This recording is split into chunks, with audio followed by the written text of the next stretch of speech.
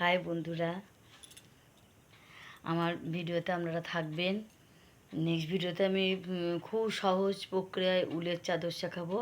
খুব সহজ, যারা প্রথম কুরুশ শিখিয়েছেন, আমি কুরুশও শিখিয়েছি, আমি দেখে নেবেন।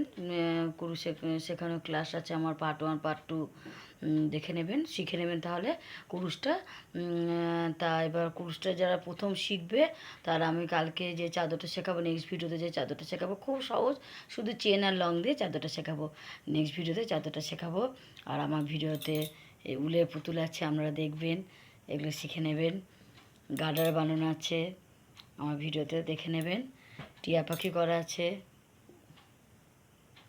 কাঁটা দিয়ে, এটা উল কাটা দিয়ে হয়, কাঁটা দিয়ে টিয়া পাখি। আর গণেশটা গণেশ করা আছে। আর আপনারা আমার ভিডিওতে থাকবেন।